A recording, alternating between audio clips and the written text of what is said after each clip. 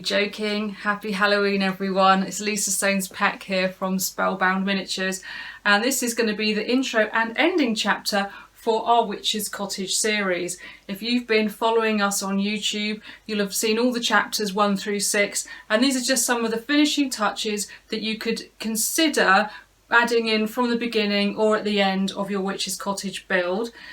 This is the first project that we've done in our membership group using the Cricut Maker and our SVG files. So there's loads more exciting projects coming up, so I hope you join us for those. Let's get started. So the first thing you'll need is a Cricut Maker machine. This model of the Cricut has 10 times the strength of the other models and uses the knife blade and housing, which enables us to cut the Cricut brand heavy chipboard, which is 2mm thick. This chipboard makes up the majority of the base structure of the Witch's Cottage. It is available on Amazon if you can't get it at your local hobby store. The next material that we commonly use in this project is Cricut brand craft board. You can get it in black, brown or white, and I like to buy the multi-pack which has all 3 colours in. And the last material is matte board, which I get from my local hobby store. You can get it on Amazon, and you want to make sure you buy sheets of it. Don't buy the pieces with the holes already cut in the middle. I was just using this photo as an illustration of what matte board is, also in the UK known as mount board. Your Cricut will come with a blue mat, which is great for craft board. You will need to buy the purple strong grip mat to cut your matte board and chipboard on. You will also need the knife blade and housing shown here. We've put links to most of these products in the description below this video.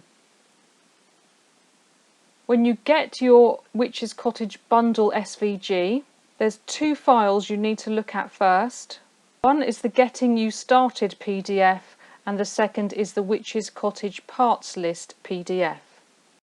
The Getting You Started file shows you the product colour key, that when you open an individual SVG file, the colour of the pieces in that SVG will tell you what material to cut it in. So you'll see here, basic structure file, all the pieces are in brown, which on the colour key marks chipboard. And anything in black is matte board, red is craft board, and the aqua is the acetate you would use for the windows. In the Getting You Started file, it also explains how to use the lime green inch square that you'll find in every SVG file to make sure that you have your file sized for 12th scale. We also have a video on this in our Talking Tech tutorial section.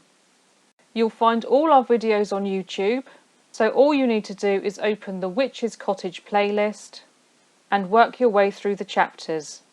Don't forget to subscribe to get updates. So let's head back to the cottage and see which of the finer details you'd like to include in your build.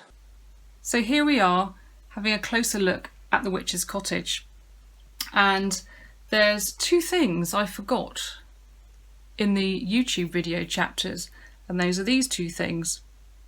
And they're actually the handrails that sit on top of these porch railings. And of course I would need to paint them in this dark grey colour first and then install them.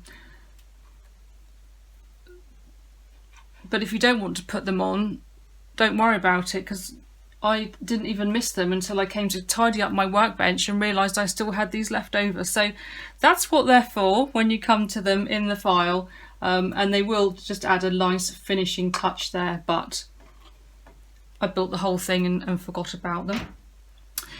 The base, you'll have seen the chapter on the base. That's entirely up to you. I really do think it adds some height. It's meant to be recessed, so don't worry that it's slightly smaller than the actual base of the ground floor, because it's meant to be, and it gives a little sort of depth because it's raised up and set back. And I put this on after I'd decorated and built the ground floor. You could put it on at the beginning, that's entirely up to you. The gingerbread trim I haven't done a video on. It's simply cut out of craft board and this one is 3 layers thick, and you get the 3 pieces like that, the cross bit at the top and the bat. And it's up to you. I've recessed this here. You could put it along this edge, you could put this one the other way up. You don't have to put the bat on. So that's entirely up to you. I didn't think it warranted a whole video. It's literally just gluing the craft board together to the thickness that you want and then gluing it on to suit. And it's the same as the ridge tile. That's done in exactly the same way. These little cute little bat lights I got at the equivalent of a dollar store. Here in the UK it's called Poundland, so just for £1, very cute little spooky purple bats. They're faux hinges here, and a sort of a door handle, but it's up to you what door handle you want to put on. We do cover how to install the door with real hinges. I just added these on, again made out of craft board, and I'll probably put that tiny little file in the membership group if you would like to add the exact same ones. Now, some of the decorations here, not the gargoyle, the broom, the boots or the pumpkin or the rat, but the board decorations are free over in the miniatures app under Halloween documents. There's a PNG file for all of these, and there's also an SVG file for a Halloween sign that's inside. I'll show you when we turn it around. So these are simply print and cut using the maker and then mounted on a couple of layers of craft board or matte board, whatever you've got to hand.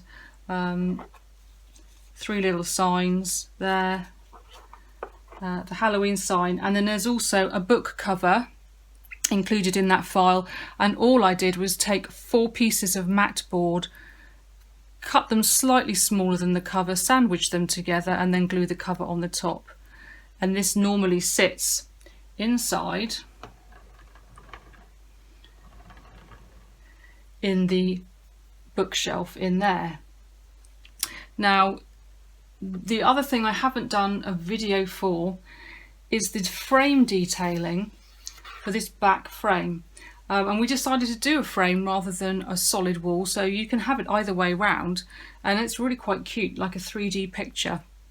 So this again is made out of craft board, and you just layer it up to however much detail of a layout that you would like, or you could leave it the plain chipboard and painted. It's up to you. So again, I didn't think a whole video needed to be done on just gluing some craft board on, and then I took some Inca gold and my little finger and I just rubbed the gold all around the highlighted edges there to add to the depth. I think it's a really, really good effect, especially in black and gold for this cottage.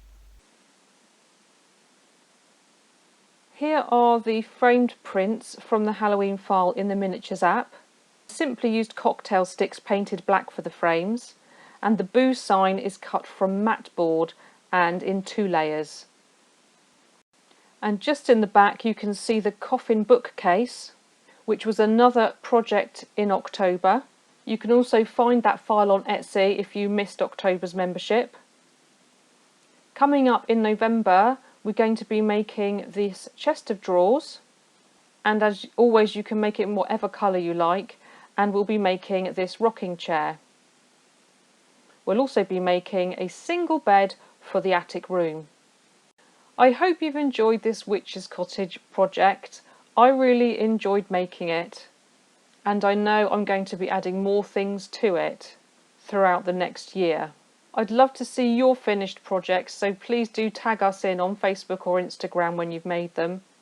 Don't forget to subscribe to our YouTube channel, follow us on Facebook, and join us over on Miniatures Made by Cricketers on Facebook and Instagram. See what our really fabulous community are making over there. Thank you for joining me today, and I'll see you soon.